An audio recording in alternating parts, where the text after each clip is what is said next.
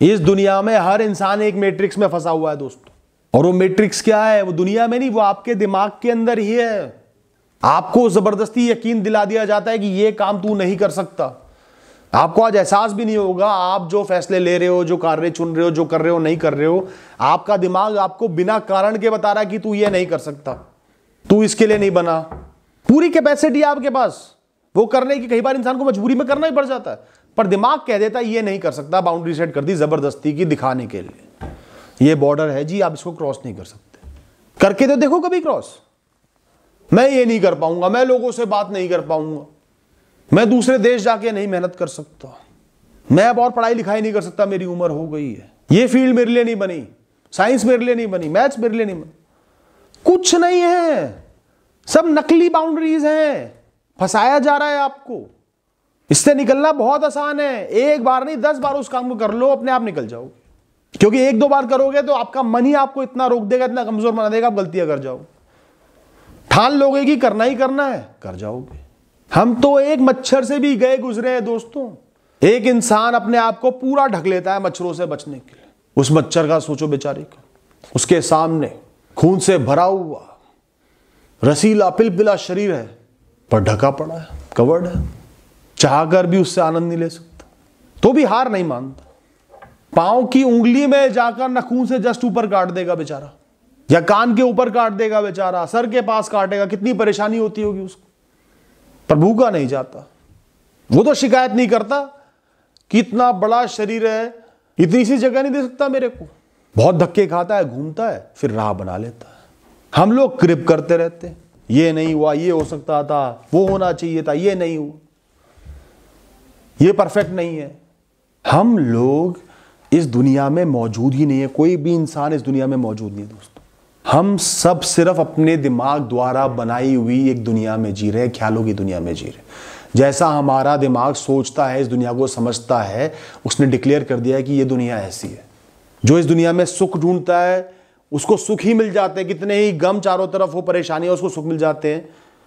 जो गम ढूंढता है, हार ढूंढने लगता है, दुख ढूंढने लगता है, उसको सिर्फ दुख ही दुख नजर आने लगते हैं। एक कहानी मैंने कहीं पढ़ी थी या सुनी थी। एक माने हुए साधु एक गांव के बाहर पेड़ के नीचे शांति से बैठे हुए थे, वहीं डेरा डाला हुआ था। बहुत समय बीत गया था, 2-4 चेले साथ में बैठे हुए थे। एक इंसान अपना बोरिया बिस्तरा लेके आया, साधु से बोला, हे साधु महाराज, मैं सोच रहा हूँ इस गांव में आकर बस जाऊं, क्या ये गांव मेरे लिए सही रहेगा? साधु महाराज ने पूछा, अपना गांव क्यों छोड़कर आया? उसने बोला, वहाँ पे सब लोग मतलबी थे, सबसे मेरी लड़ाई होती रहती थी, कोई अपनाता नहीं था, माहौल खराब था। साधु ने उसे बोला, इस गांव का भी माहौल ऐसा ही है, तुम्हें कोई फायदा नहीं होगा। वो इंसान वहाँ से चला गया। फिर कुछ समय बाद एक और इंसान आया बोरिया बिस्तरा लेकर। उसने भी साधु से पूछा, देखा कि समझदार साधु बैठे हुए, हे साधु महाराज, मैं इस गांव में रहना चाहता हूँ, अपना गांव छोड़कर आया हूँ, क्या मैं रह सकता हूँ? साधु ने पूछा, क्या हुआ, क्यों गांव छोड़कर आए हो? क्या कोई दुख तकलीफ थी, लोगों से नहीं बनती थी? नहीं साधु महाराज, ऐसा नहीं था, सबसे बहुत प्रेम था मेरा, सबसे दोस्ती थी, सब बहुत अच्छे लोग थे। जो मैं काम करता था वो काम करने वाले कई लोग थे उस गांव में, तो मैंने सोचा किसी और गांव में जाके वो काम करूं, शायद कम आ जाऊं। आप मुझे बताइए कि इस गांव में किस तरीके के लोग रहते हैं? साधु ने कहा, इस गांव में भी अच्छे सच्चे प्यार करने वाले लोग रहते हैं, अपनाने वाले लोग रहते हैं, निश्चिंत होकर रहो। वो आदमी उस गाँव की तरफ चला गया। अब चेलों ने, शिष्यों ने साधु से पूछा कि हे महाराज, आपने उस पहले वाले आदमी को तो कहा कि यह नफरत का माहौल है, कोई प्रेम नहीं करता, इसको अलग बात बोल दी, ऐसा क्यों? साधु मुस्कुराया और बोला, जो वो पहले वाला इंसान है वो जहाँ भी जाएगा उसको लड़ाई झगड़े, गुस्से वाला, चिड़चिड़ेपन वाला, मतलबीपने वाला माहौल ही मिलेगा, क्योंकि वो खुद ऐसा है, उसकी दुनिया ऐसी है, वो दुनिया को इसी नज़र से देखता है, उसका अपना व्यवहार वैसा है। इससे फ़र्क नहीं पड़ता यहाँ के लोग कैसे हैं, अच्छे बुरे लोग सब जगह मिलेंगे, मतलबी लोग, प्रेम करने वाले लोग सब जगह मिलेंगे।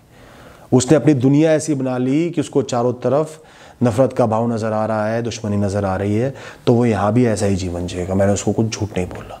और ऐसे ही वो दूसरा इंसान है जो प्रेम के माहौल में रहता था, जिसको चारों तरफ प्रेम नज़र आता था, लोगों से बनती थी, वो यहाँ आकर भी वैसा ही माहौल बना लेगा। तो उसके लिए इस गाँव में प्रेम भरा हुआ है, मैंने इसको भी गलत नहीं बोला। हम अपनी दुनिया की रचना खुद ही अपने मन से कर देते हैं। इस दुनिया में जो भी हो रहा है उससे कोई फ़र्क ही नहीं पड़ता पुत्र। साधु ने शिष्यों को समझाया। तो इस बात को समझना बहुत ज़रूरी है कि आप सिर्फ ख्यालों की दुनिया में जी रहे हो, इसलिए शायद बहुत ज़्यादा दुखी हो, परेशान हो। ये दुनिया तो जैसी है वैसी ही है। आपको सिर्फ एक सकारात्मक मजबूत कदम बढ़ाना है और आप इस मैट्रिक्स को छोड़ दोगे, इससे मुक्त हो जाओगे। एक टीचर जिसने 40 साल तक लोगों को मैथ्स पढ़ाई है वो गेमर बन सकता है, अचानक से गेमर बन सकता है, गेमिंग फील्ड में आ सकता है। जिस इंसान ने सालों साल कभी ढंग से पढ़ाई नहीं की, जिसको किताबें पढ़ने से नफरत है, किताबें पढ़ना उसकी हॉबी बन सकती है। आपको रोकने वाले सिर्फ आपके ख्याल हैं, आपके भ्रम हैं। आपको रोका जा रहा है सिर्फ आपको भ्रमित कर कर, वरना आपको रोकने वाला कोई नहीं बना। मैंने अपनी माँ के स्वभाव में एक चीज़ पढ़ी। रोज सुबह जब भी घर में काम काज करने वाली लेडीज आती हैं, हाउस होल्ड हेल्प जिन्हें हम कहते हैं, तो मेरी जो माँ है वो पहले जाकर उनको प्रणाम करती है। राम राम कैसी हो, नमस्ते कैसी हो। अब आइडियली चले तो बहुत नॉर्मल चीज़ है, पर अगर आप प्रेजेंट हो, एक्चुअल में आप उस चीज़ को देख रहे हो, तो थोड़ा अजीब सा लगता है। क्योंकि हम एक पावर ओरिएंटेड सोसाइटी में तो जी रहे हैं। जो सबऑर्डिनेट होगा वो बॉस को हमेशा पहले ग्रीट करेगा। तो जो एक एम्प्लॉयर है, जिसने हायर करा हुआ है, जो पैसे दे रहा है, जो काम ले रहा है, वो हमेशा रिस्पॉन्ड करेगा ग्रीटिंग का। एक नॉर्म बना हुआ है और इससे अलग होता है, देखने में बड़ा अजीब लगता है। पर ऐसा क्यों है? हमारे मन में धारणा क्यों बन गई है सबके मन में कि जो जूनियर है, जो सबऑर्डिनेट है, वो ही पहले नमस्कार करेगा, ग्रीट करेगा, गुड मॉर्निंग बोले। क्योंकि हम अपनी ही एक दुनिया में जी रहे हैं जो बिलीफ से रिस्ट्रिक्टेड है। हमें ये सीख मिल गई है तो हमने मान ली। क्या बेसिस है इसका? कोई बेसिस नहीं है। कोई भी किसी को भी ग्रीट कर सकता है, नमस्ते कर सकता है। पर हम ज्यादातर लोगों को वो देखेंगे, अजीब सा लगेगा, ऐसा क्यों हो रहा है? और मेरी मां ने उस मैट्रिक्स को, उस बिलीफ सिस्टम को तोड़ दिया, उससे मुक्त हो गई। और उस वजह से जो भी यहां काम करते हैं, मेरे घर में काम करते हैं, कभी किया होगा, उन सब ने मेरी मां का बहुत सम्मान करा, प्रेम करा। उनकी मुस्कुराहट, उनका प्रेम चारों तरफ एक फूल की तरह सुगंध बिखेर देता है। और हम लोग बिना बात के एटीट्यूड में जी रहे हैं। वो नमस्ते करेगा तो मैं करूंगा, वरना मैं चुपचाप ही रहूंगा। पहले तो बिल्कुल नहीं करूंगा, रिस्पॉन्स भी शायद ही दूं, मेरा मन करे तो दूंगा।